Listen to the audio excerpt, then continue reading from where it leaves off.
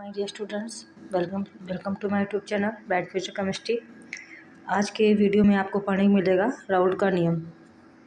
Raoult का नियम क्या है, किसे कहते हैं, इसकी सीमाएं क्या है, इसका उपयोग क्या है, किसके लिए दिया गया था, कब दिया गया था, इसका फार्मूला क्या है, विद कॉन्सेप्ट आपको समझने को मिलेगा। तो इसीलिए आपको इस चैनल से जुड़ जाना है। ब्राइट फ्यूचर केमिस्ट्री के चैनल में आपको क्या करना है, यूट्यूब पे सर्च करना है ब्राइट फ्यूचर, ऐसे ओपन होकर के आएगा। इसको आपको क्या करना है, ज्वाइन कर लेना है, सब्सक्राइब करना है। और आपको क्या करना है, सब्सक्राइब करने से आपके पास में आपको एक बटन रखी दी होगी, घंटी की बटन, उस पर क्लिक कर दीजिएगा। उससे क्या होगा, आपको जो समय समय पे जो वीडियो आएंगे उसकी जो है आपको नोटिफिकेशन मिलती रहे। अगर वीडियो पसंद आता तो लाइक करिएगा और अपने जो है फ्रेंड सर्कल में शेयर करिए जिनको इन सब चीज़ की ज़रूरत है। चलिए, तो इसे क्योंकि इसमें क्या होता है, जितने भी आपके यूपी बोर्ड या सीबीएसई बोर्ड के एग्जाम होते हैं, कम्पिटेटिव एग्जाम में साइंस और केमिस्ट्री पूछी जाती है, उसके क्वेश्चन आपको यहाँ पे देखने को मिलेंगे। चलिए, टाइम को ज़ाया ना करते हुए आगे बढ़ते हैं। राउल्ट का नियम क्या है, कैसे दिया गया, कब दिया गया। तो एक्चुअली राउल्ट का जो नियम दिया गया था वो जो है फ्रांस के राउल्ट रहने वाले थे, जो केमिस्ट थे हमारे। इन्होंने 1887 में दिया था, 1887 में दिया गया था। और इन्होंने ये नियम जो दिया था वो डाइल्यूट सोल्यूशन के लिए ही दिया था।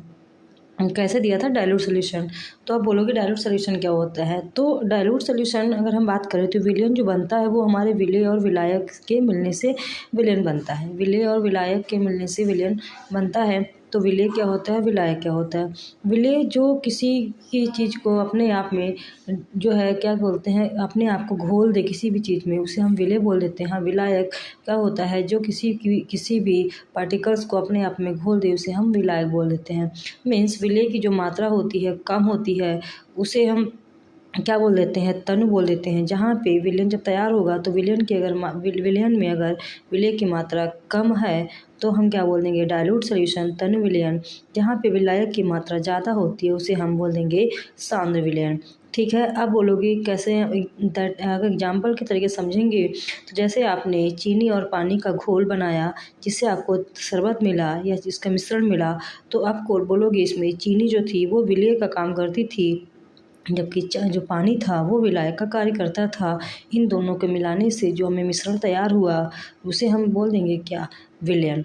ठीक है, अब अगर हम यही चीनी की मात्रा ज़्यादा कर देते हैं और पानी की मात्रा कम, वही एक गिलास क्या बोलते हैं चीनी में हम मात्र आधी गिलास पानी मिलाते हैं, तो वो विलयन जो तैयार होगा वो सांद्र विलयन होगा। अगर वही चीज़ हम एक चम्मच चीनी को एक गिलास पानी में घोल देते हैं, मतलब चीनी की मात्रा ज़्यादा, चीनी की मात्रा कम और पानी की मात्रा क्या हो जाएगी, ज़्यादा, तो अगर जो विलयन बनेगा वो कैसा बनेगा, तनु।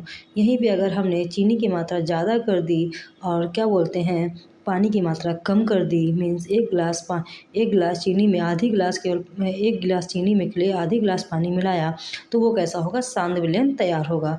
बात समझ में आई। अब तो आपको विलेय और विलायक और सांद्र और तनु के में अंतर जो है आपको समझ में आ गया होगा। तो अब ये जो नियम दिया गया था, बोला जाए तो राउल्ट का नियम किस प्रकार के विलयन के लिए दिया गया था, तो आप वहाँ पे ऑब्जेक्टिव पूछा जाता है तो तनु विलयन के लिए दिया गया था। इन्होंने दिया गया था किसी भी तनु विलयन का वाष्प दाब का जो अपेक्षिक अवनमन होगा वो विलयन में उपस्थित विलेय के मोल जो होंगे उनके भिन्न के बराबर होता है, जबकि यह ऊष्मागतिक का नियम है। अगर इसी नियम के अनुसार देखा जाए, किसी भी ताप पर वाष्पशील द्रवों के विलयन के लिए विलयन में प्रत्येक अवयव का आंशिक वाष्प दाब जो शुद्ध अवयव के वाष्प दाब इसके मोल अंश अणु के गुणनफल के बराबर होता है। जो इनका आंशिक वाष्प दाब होगा तो जो उनके मोल अंश होंगे तो उनका जो वाष्प दाब होगा उनके गुणनफल के बराबर होगा। जैसे कि जो राउल्ट का नियम है वो बाइनरी सॉल्यूशन के लिए होता है। तो अगर बाइनरी सॉल्यूशन के लिए होता है तो किसी भी विलयन के घटक अगर साम्यावस्था में पहुंच जाते हैं, मतलब जैसे कि अभी हमने जैसे पानी में चीनी मिलाई है, तो क्या होता है कि वही हम 50 सेकंड के बाद देखेंगे तो पूरी तरीके से चीनी नहीं घुलती है, मतलब अभी उसके जो पार्टिकल्स हैं पूरी तरीके से पानी में घुल नहीं पाए हैं। तो कुछ समय के बाद वही 2 से 3 मिनट बाद देखते हैं तो वो क्या होते हैं, बराबर मात्रा में चीनी के जो पार्टिकल्स होते हैं वो पानी में घुल जाते हैं। तो मतलब वो जो घटक होंगे, जो कंपोजिशन चीनी के होंगे, वो साम्य अवस्था में पहुंच जाते हैं। मतलब बराबर जो है, बराबर अवस्था में पहुंच गए, उसे हम साम्य अवस्था में पहुंच जाते हैं। तो वही बात बोल रहा है, जब किसी विलयन के घटक साम्य अवस्था में पहुंच जाते हैं तो उस स्थिति में इस विलयन का जो वाष्प दाब होगा, कुल वाष्प दाब होगा, वो क्या होगा, आंशिक दाब के नियम के जो है कुल वाष्प दाब जो होगा वो क्या होगा, उनके डाल्टन के आंशिक दाब के नियम को जो होगा उसके बराबर होगा। जैसे कि ऑस्मोटिक प्रेशर निकालेंगे तो P A into X A plus क्या हो जाएगा, P B into X B. तो होता क्या है, जब दोनों द्रवों से बने विलयन के वाष्प दाब की बात अगर करते हैं हम, तो राउल्ट के नियम के अनुसार अगर वाष्प दाब की गणना की जाए तो उसमें क्या होता है, किसी भी विलयन का कुल वाष्प दाब अगर निकालते हैं तो दोनों द्रवों के जो शुद्ध वाष्प दाब होंगे, पी ए तथा पी बी जो होगा, उनके योग के हमेशा बराबर होगा। अर्थात बात करी जाए तो दोनों द्रव में ए और बी के विलयन का सम्मिलित जो वाष्प दाब होगा वो ऑस्मोटिक प्रेशर या पी के बराबर होगा। जैसे कि जो सभी मूल अंशों का योग जो होगा वो एक ही होता है, मतलब उसके गुणनफल के जो उनका योगफल होगा उनके बराबर होता है। जैसे कि बोला गया, इन्होंने किसी भी विलयन में उपस्थित अवयवों की सांद्रता का जो है उनके कारण वाष्प दाब के संबंध व्यक्त किया।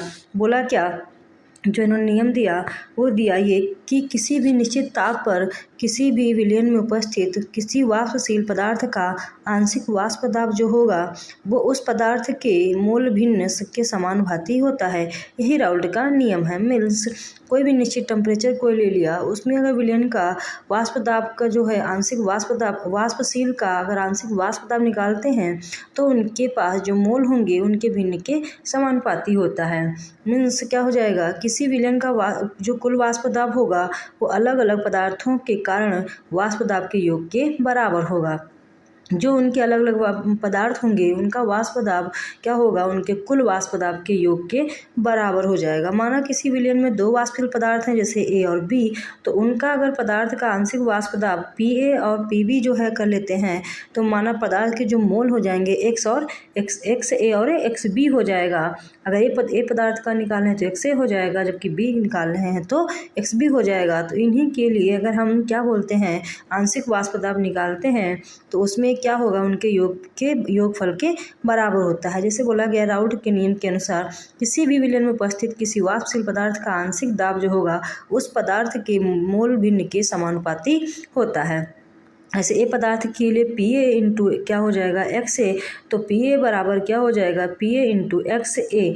तो उनके क्या बोलते हैं, जो उनका योगफल होगा वो उनके योग के बराबर होगा। अब भी पदार्थ के लिए सेम ऐसे निकाल देते हैं तो दोनों के मान जो होंगे वो उनके योगफल के बराबर होंगे। ठीक है, जैसे कि बोला ये दोनों मान जो होंगे एक निश्चित ताप पर एक स्थिरांक की तरह कार्य करते हैं, क्योंकि शुद्ध अवस्था में एक निश्चित ताप पर पदार्थ का वाष्प दाब स्थिर ही रहता है।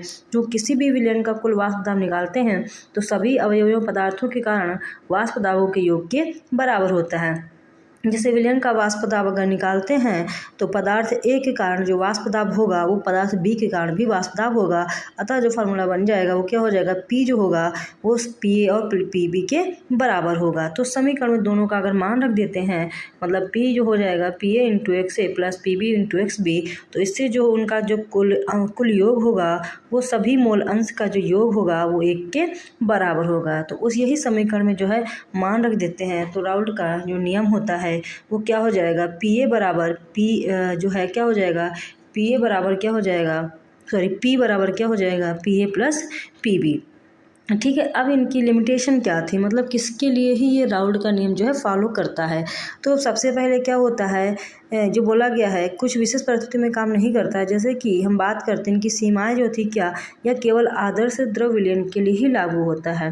ये नियम जो होगा केवल आदर्श द्रव विलयन के लिए लागू होगा, अतः यह नियम जो होगा अनादर्श विलयन के लागू नहीं होता है। ये केवल आदर्श विलयन, आइडियल जो सोल्यूशन होते हैं उनके लिए ही राउल्ट का नियम फॉलो करता है, बाकी किसी में राउल्ट का नियम फॉलो नहीं करता है। ठीक है, तो राउल्ट का नियम अच्छे से पढ़ के जाइएगा। पूछता है राउल्ट के नियम की सीमाएं क्या होती हैं, ऑप्शन में पूछ सकता है, तो बोलोगे आदर्श विलयन के लिए ही लागू होता है, पूछ सकता है किसके लिए लागू नहीं होता है, तो बोलोगे अनआइडियल मतलब अनादर्श विलयन के लिए लागू नहीं होता है। ये कि उसकी सीमाएं थी।